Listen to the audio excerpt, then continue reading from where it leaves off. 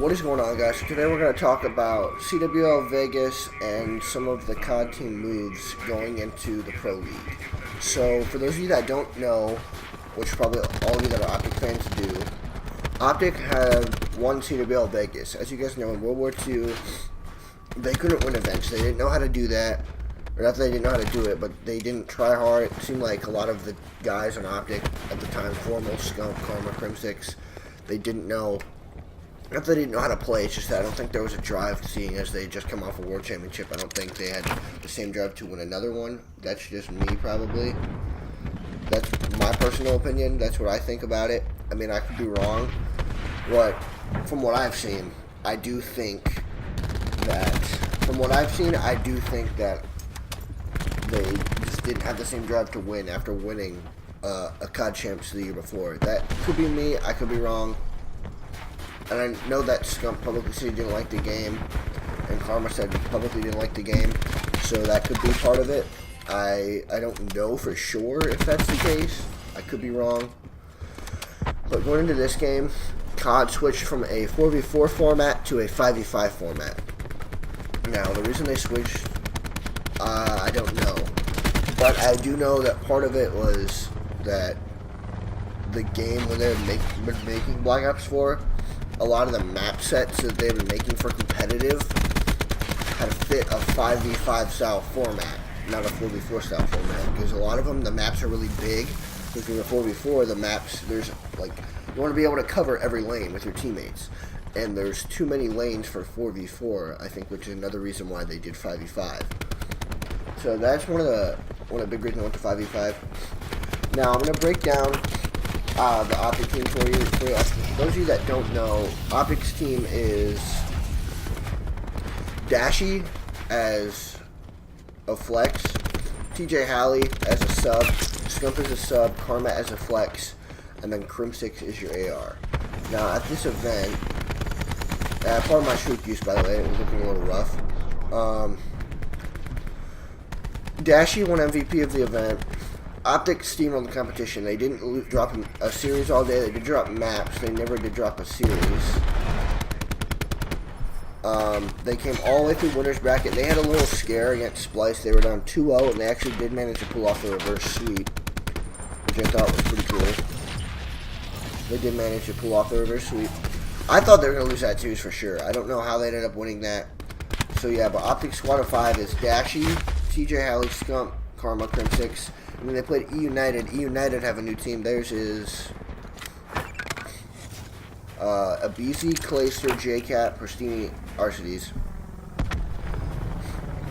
Then 100 Thieves. A lot of you guys know who Nadeshot is. He came into Call of Duty. He got a team called 100 Thieves. It's Octane, Slasher, Enable, Pharaoh, and Kenny.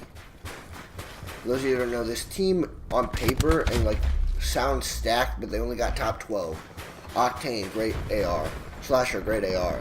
Kenny, breakout player from last year. Pharaoh, rookie of the year last year. Enable. Like, these dudes are all amazing players, and the fact that they can't win is just straight up mind-boggling to me. They got top 12 at this past event. I don't know if their teamwork wasn't on point or what. I'm not really 100% sure about that. I do like 100 Thieves, and I hope they get their work cut out for, like, they have the work cut out for them in terms of, like, what they need to work on, what they need to perfect, that sort of thing. Now the reason I say that is because 100 Thieves on paper, like I just said, their roster looks stacked. Like, their roster looks looks like an absolute god squad. I don't know if they're not able to put the pieces together. I'm not 100% sure about that. The reason they're struggling is because I think, to me personally, Octane and Slasher are your 2 ARs, and they have 2 ARs on one team. Like, if you look at Optic last year, when it was 4v4 on World War II, when they made a roster change, they got Methods and Octane, who were 2 natural ARs last year, and one of them didn't know how to run the flex roll. So I think that's part of the reason they struggled last year. When you have a team with 2 ARs, you guys want to run the same role, so your pace is kind of like really slow. That could be part of the reason that they're not doing well. And they might have to like change some rules, like Slasher's the main AR now, and Octane wants to run an AR, but he's letting Slasher do it. I don't know if they'll need to be a role change, a roster change. I don't know, but 100 Thieves on paper, their team is really good. And the next team I'm talking about is Luminosity. Luminosity's team on paper too is also stacked. They have Formal, obviously former Optic player, Gunless was a breakout player last year. Was the best player last year. They have John, who was an amazing sub, breakout player last year. Classic, just like does everything, does the dirty work for the team, picks up when needs to be picked up. And then lastly, you have Slacked, who's good sub, good player in general, that kind of thing. Those, I think, are your top 4 teams. And then going into the Pro League qualifier, there's 4 teams that have qualified for the Pro League. Those 4 are Optic, United, Splice, LG. I think those 4 are going to be the consistent top 4 teams all year, other than if 100 Thieves can give anyone a run for their money.